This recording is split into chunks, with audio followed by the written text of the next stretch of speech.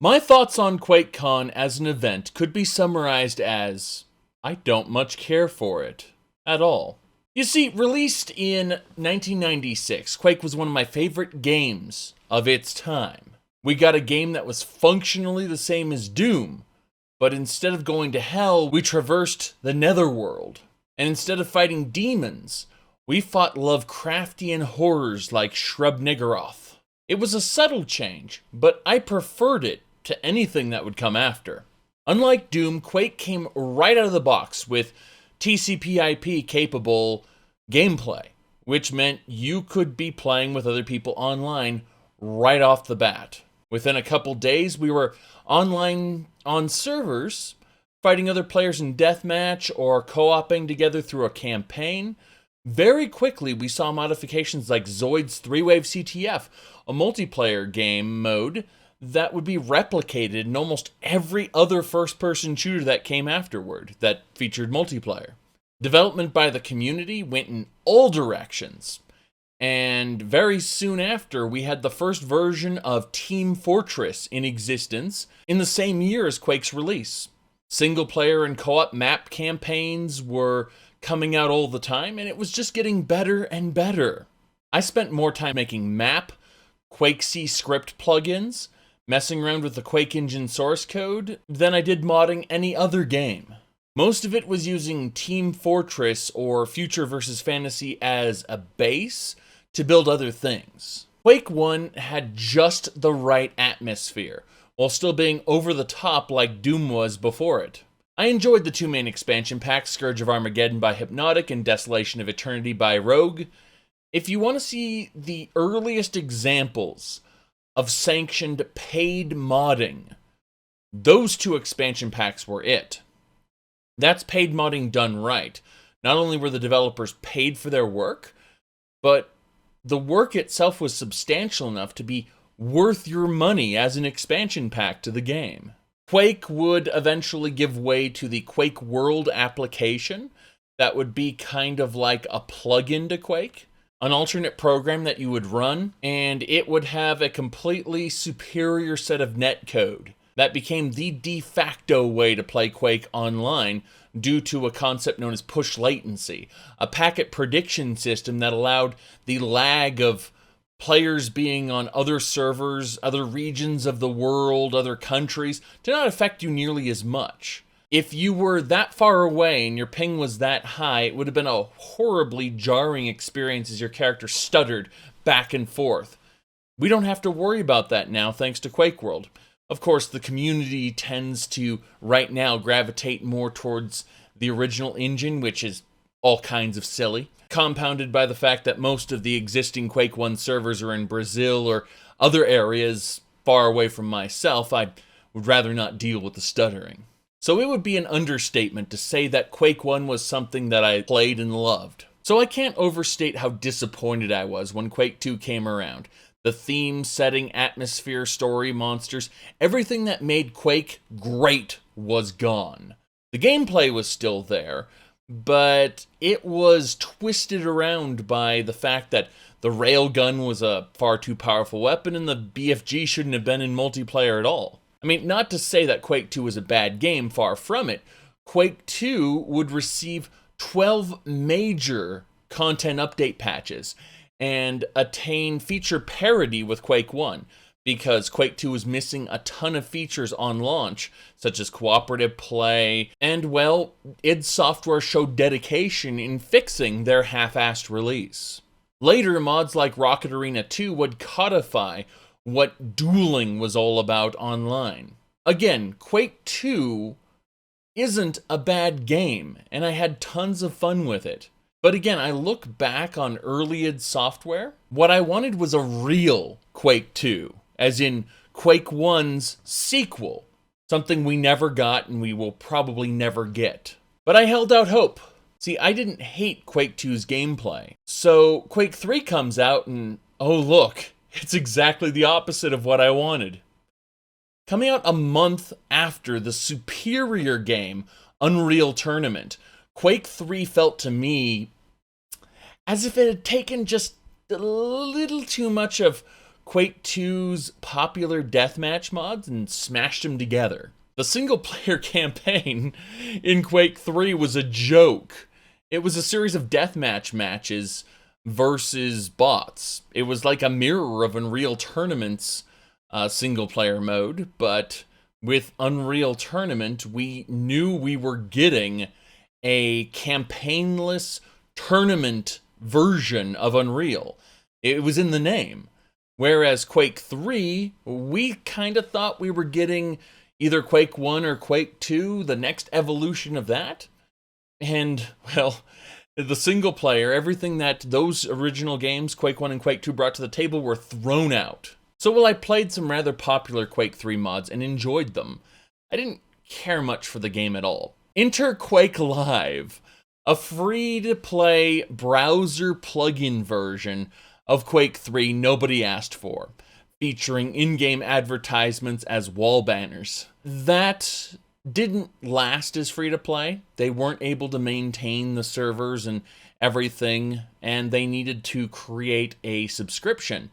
Nobody paid the subscription, so now you buy the game. Funny how you go from a free-to-play browser plugin game to something you buy on Steam. I loved Quake 1. I thought Quake 2 was alright, but a step in the wrong direction. From Quake 2 to Quake 3, I didn't like it at all.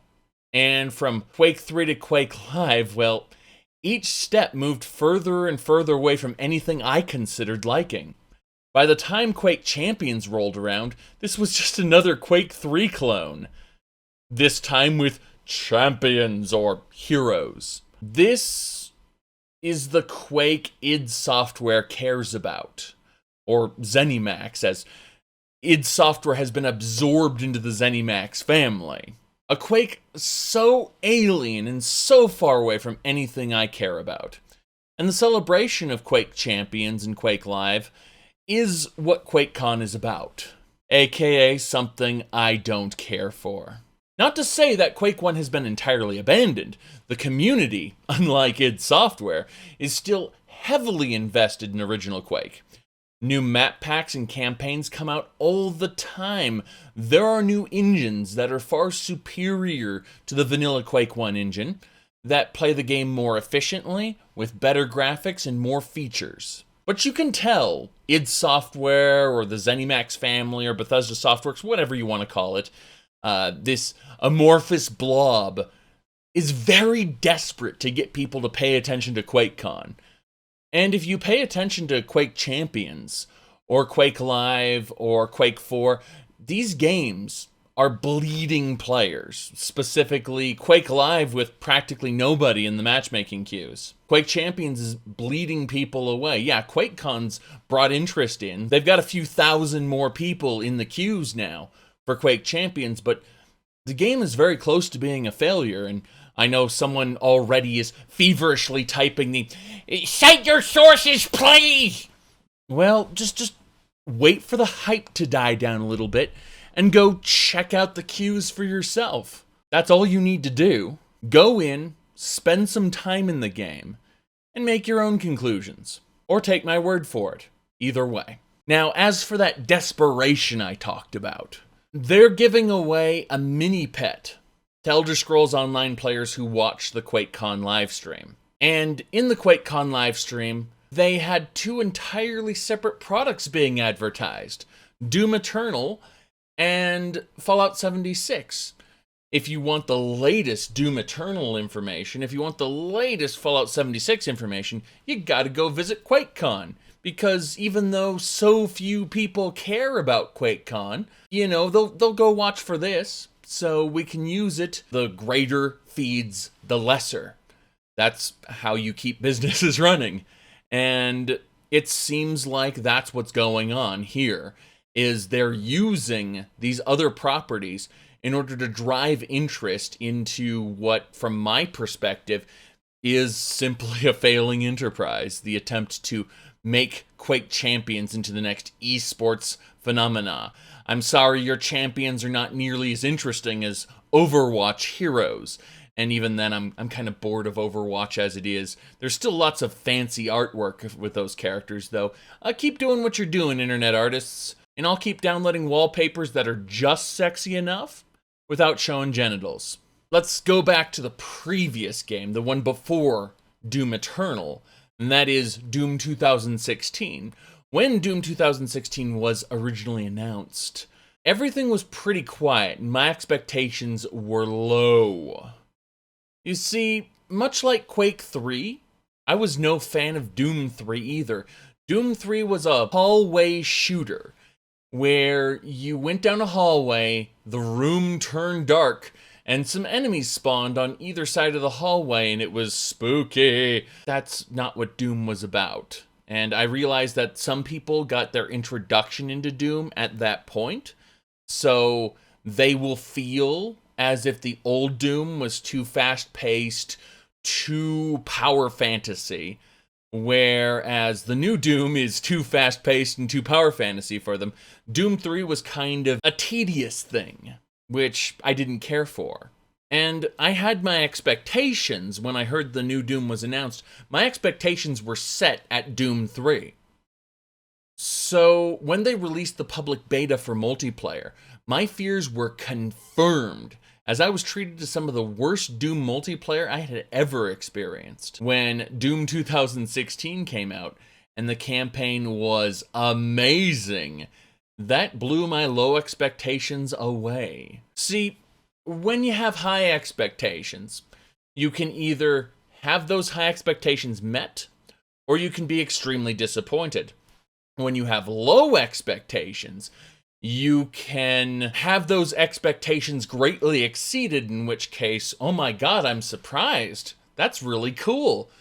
Or, if the game is just as you expected, low quality, you can be like, I knew it was going to be shit. So it actually benefits one to have low expectations. I mean, when else is you being wrong a good thing? I just have to say how great the flow of combat is in the new Doom. Moving, running, jumping, climbing, punching demons in the face, ripping their eyeballs out, shooting them, watching them explode. Everything is just right. Instead of the corridor-based semi-horror game that I was expecting, that low-quality thing that I refer to as Doom 3, Doom 2016, as a whole, ignoring the multiplayer part, impressed me more than any other recent game. It was an empowering game about mass-murdering demons. It was a true power fantasy that knew how power fantasy works. So diving into QuakeCon this year, an event I no longer look forward to, as we've established. The days of them covering Quake 1, that's all gone now. So I was treated to Doom Eternal. And I've got to say, they have met my expectations as set forth by Doom 2016. They have showed us in the Doom Eternal trailer more of what we had before, with a few new fancy tools. I call them gimmicks. But the footage they showed us was the same as the best portions of Doom 2016, with some pointless walking forward and civilians. That's all nonsense to the actual gameplay. But the actual gameplay was great. So now, the expectations are saddled on id Software. They have to do Doom 2016, but slightly better this time, or people are in for a disappointment. I'm looking forward to Doom Eternal, and I'm certainly going to pick it up. Just like Doom 2016, I'll probably stream it at least once, and if it is like Doom 2016, expect multiple playthroughs, just like I did with Doom 2016. Now, going back to that earlier theme I mentioned of disappointment, I spoke earlier of Fallout 76. Every time I talk about Fallout 76, I get a ton of people going, well, I'm not going to buy this garbage anyway. Yes. And you're probably right. Setting expectations appropriately to any other Rust-like game, we're probably going to see a bunch of jabbering, snot-nosed 12-year-olds screaming into their microphones in a game that can barely support the weight of its own game brio. I mean creation engine framework. The real test will be for Bethesda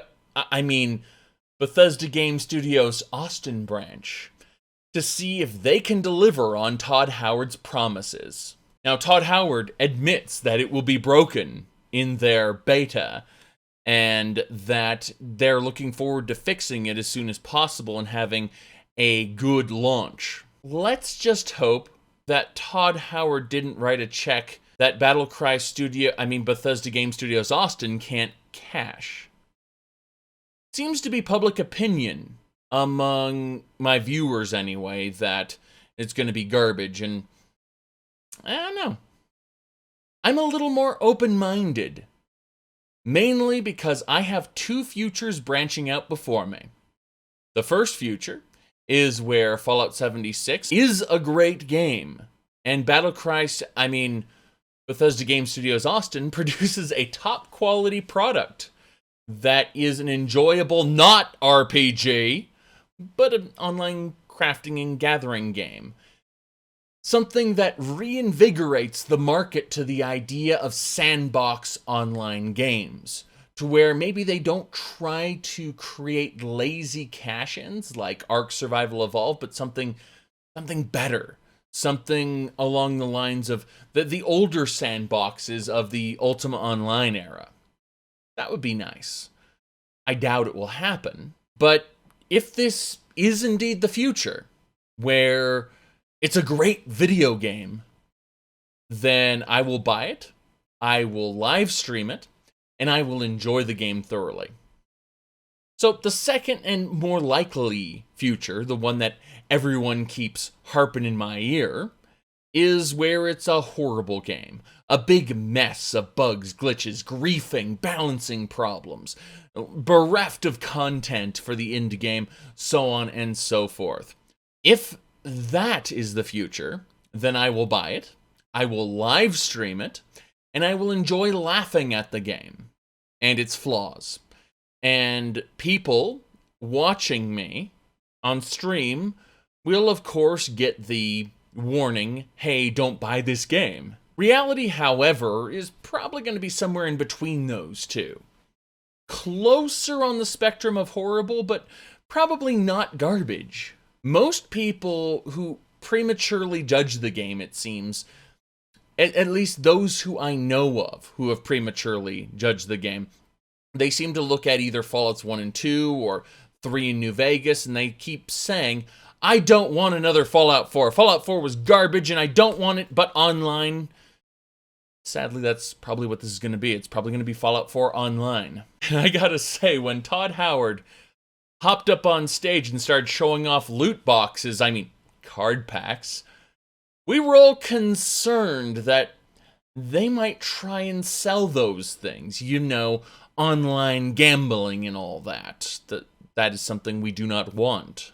Now, word is that these can only be obtained by leveling up, and that Bethesda will stick to their promises, and nothing in the game that affects stats or weapons or anything like that will be buyable. That it will all be cosmetics only.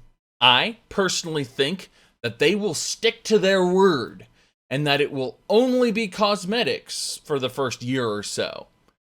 And if in the future they decide to reevaluate their monetization going forward, and it suits them, we may very well see card packs and EXP boosters and the Vault Tech exclusive membership club that you can subscribe to for $15 a month. Yes.